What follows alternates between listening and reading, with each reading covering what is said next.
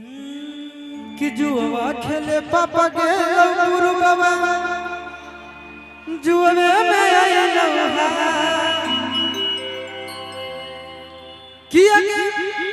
कि अरे आज भर मजा ले ले बिस्तर के कांधे करता रजिस्टर खाता। लड़की कह रही है कि मेरा शादी सेट हो गया है बाबू। हेलो चेक हेलो बस फर्स्ट एंड लास्ट यहीं तक मामला खत्म करो। कि जुआ खेले पापा के लवपुरु बाबा और जुए में आइलो अरे आज भर मजा ले ले बिस्तर के काले करतौ रजिस्टर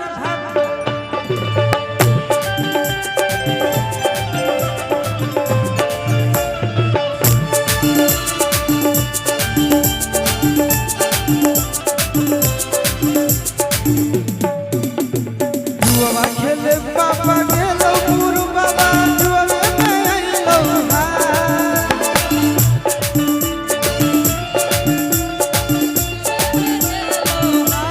जुआ खेले पापा के लवपुरु बाबा जुए में आइलो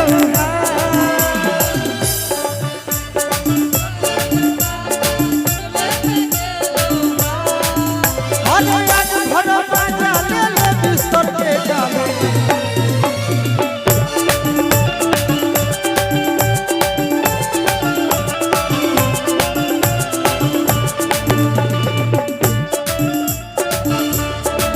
वादा करके भूल जाते हो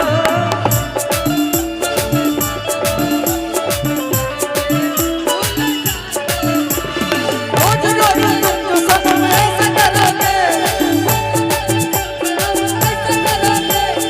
हम तो रूठ जाएंगे तो हंस पड़ोगे। तुम तो धोखेबाज हो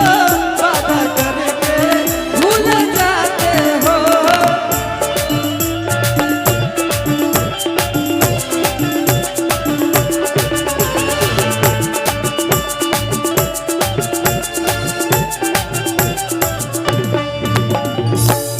तो लड़का क्या कह रहा है?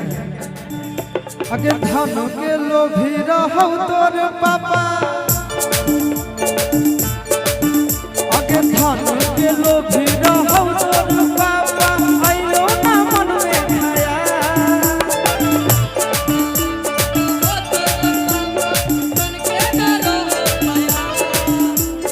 धन के लोभी रहो तोर पापा आइलो ना मन में खाया।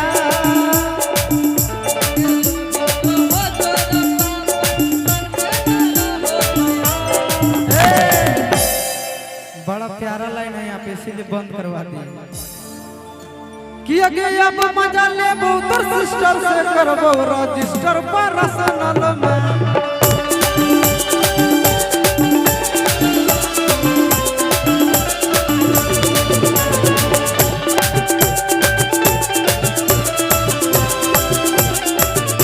अब मजा ले तोर सिस्टर से करबो रजिस्टर पर्सनल में।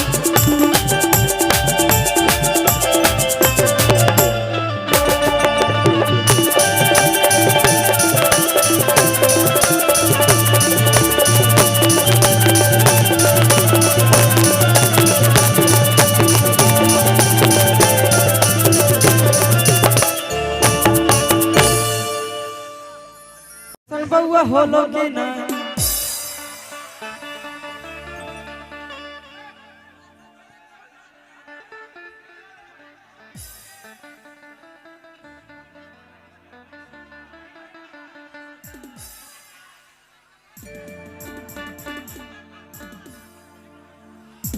हाँ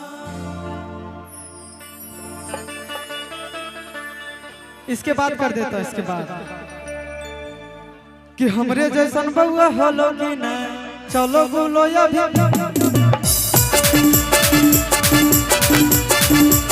हमरे जैसन बउआ होलो कि ना चलो बोलो अभी बोलो कि ना।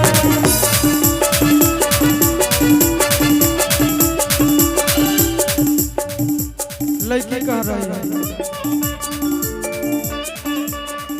कि पापा पापा तोरे कहो हमर बेटा रे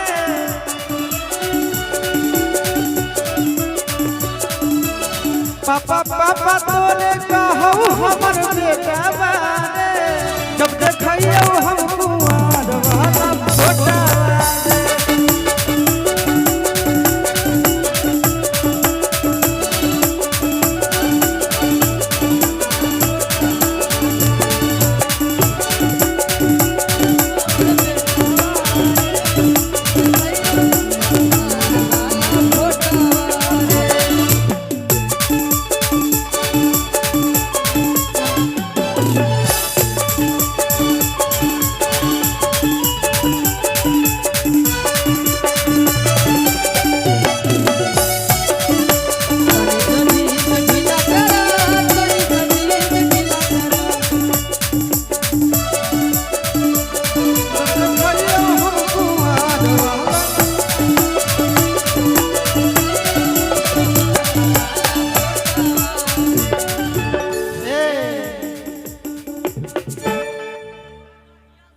तो कहना क्या है पता है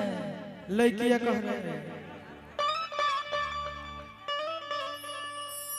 हम जब लड़की से कह रहे हैं कि हमरे जैसा हुआ कि नहीं तो हम कह रहे हैं भेंट करे ला आएंगे जरूर पक्का वाला तो कह रही का कहता हो आइए ना कि ये बेटा वाला लेके आइबो टॉफी चॉकलेट गे आप ही ससुरा तो कहरेल भेंट गे कि आप ही ससुरा तो कहरेल भेंट गे आप ही ससुरा तो कहरेल भेंट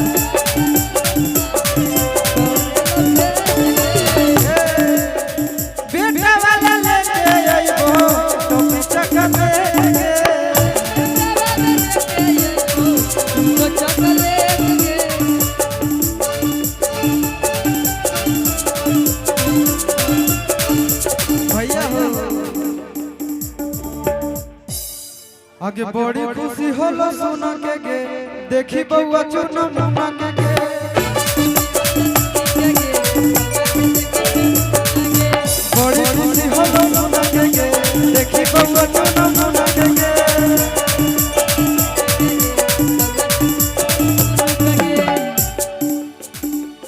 सही में खुशी होना भी चाहिए जब खुशखबरी जब भैया तगड़ा वाला हो तो खुशी होना चाहिए कि नहीं। हाँ ओहो बेटा इतना बढ़िया समाचार सुन के नहीं खुश हो हम तो बहुत प्रसन्न है कि नहीं कि बड़ी खुशी होला सुना के गे देखी बउआ चुना मुना के गे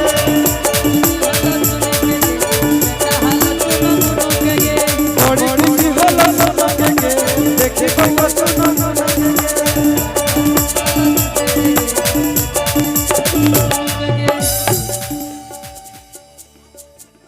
कि पापा पापा तोरे कहो हमर बेटा रे कि जब देखियो हम कुआर वाला